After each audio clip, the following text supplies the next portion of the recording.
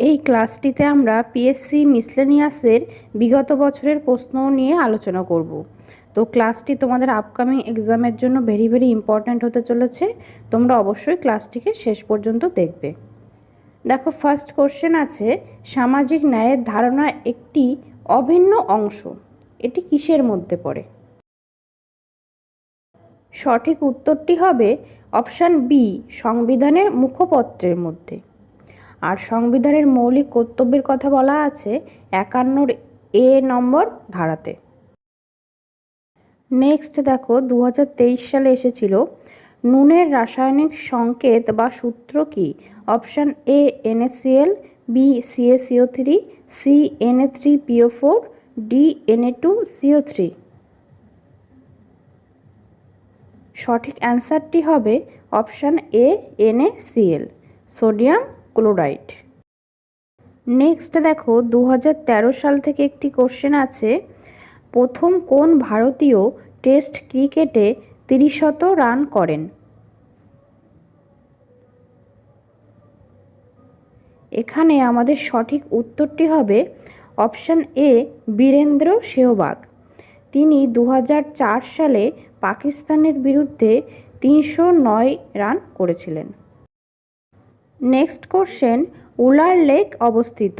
Option A শ্রীনগরের উত্তর পূর্বে, বি উত্তর পশ্চিমে, সি দক্ষিণ পূর্বে এবং ডিতে বলেছে দক্ষিণ পশ্চিমে।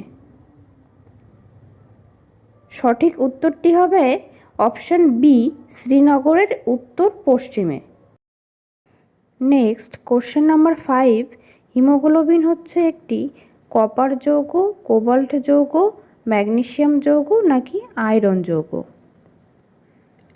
তো কপার যৌগ যদি দেখি সেটি থাকে হচ্ছে হিমোসায়ানিনের মধ্যে, আর কোবাল্ট থাকে ভিটামিন B12 মধ্যে, এবং ম্যাগনেসিয়াম যৌগ থাকে উদ্ভিদের ক্লোরোফিলের মধ্যে, আর হিমোগ্লোবিনের মধ্যে থাকে আয়রন যৌগ। নেক্সট দেখো, মৃত্তিকার উপর থেকে একটি গুরুত্বপূর্ণ কোশ্চেন আছে, 2023 সালে এসেছিল, মরু অঞ্চলের সৃষ্ট মাটি হলো?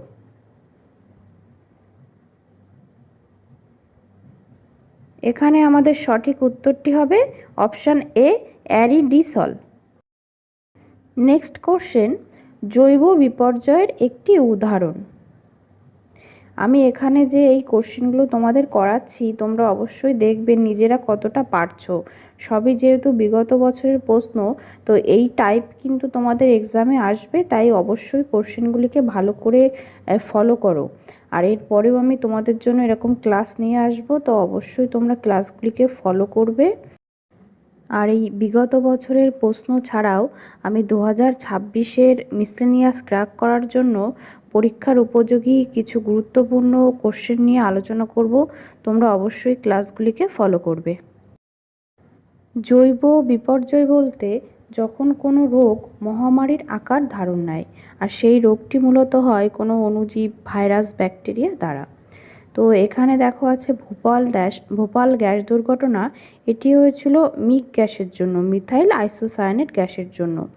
আর সুনামি, সমুদ্রের জলোচ্ছ্বাস, আয়লা একটি ঝড়, তাহলে এগুলি কোনোটি কিন্তু জৈব বিপর্যয় হিসাবে আমরা ধরবো না।